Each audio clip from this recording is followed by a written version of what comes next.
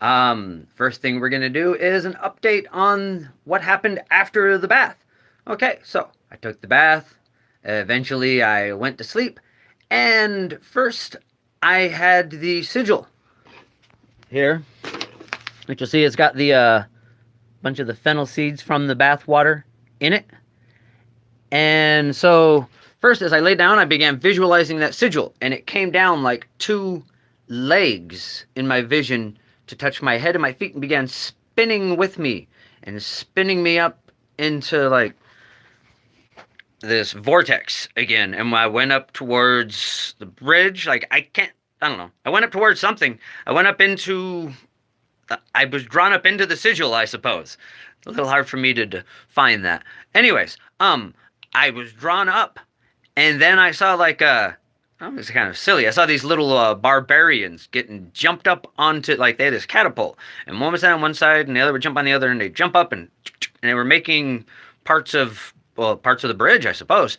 Anyways, from there, I contacted a horde member, got in contact with me, and was showing me how things were going, showing me the bridge and how it was prepared. We're ready. The bridge is there. I just need to do that next step. But while we were doing that, he told me something that we need to, that I am calling, well, that we need to record. Heh, I'm really stuttering a lot today. Anyways, a revelation that needs to be recorded is that how we affect this base reality, and this is talking about magic that can potentially manifest on the material plane, is that, as physics tells us, as we've learned in physics recently, there is a multiple there's a multiple set of timelines of realities out there. Yeah, there's a multiple set of timelines. There's an infinite set of timelines.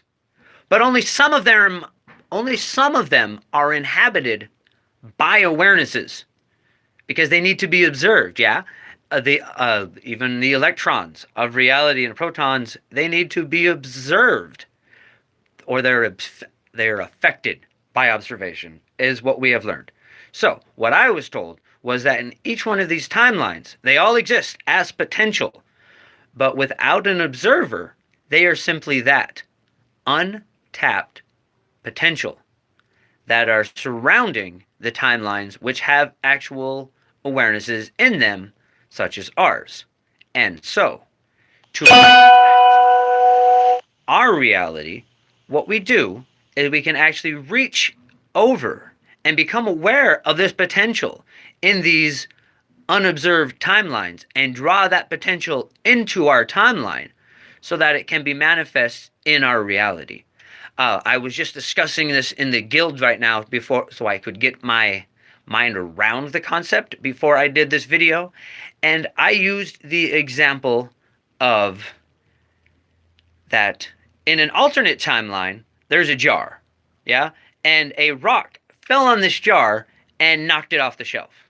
So in our timeline, in this reality, if you wanted to cause that jar to get knocked off the shelf, what you would do is observe into that reality where a rock falls and knocks that jar off the shelf, and then draw that potential, that energy from that, enough of it to knock the jar off the shelf in this reality.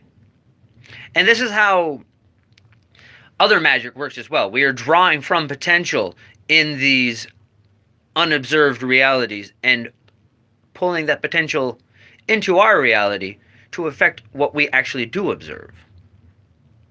Okay, so there's gonna be more about this as the day goes on. I'm gonna be going live throughout the day. Okay, there is at least a bit of a trigger mechanism that I need to do. I need to go somewhere and do that. So that will be being filmed live at some point today at the very least, but I'll probably be going live throughout the day. Okay, that's it for this one. Bright blessings and an interesting fate. This has been Sorcerer Tal, and hey, I know how to turn this off now.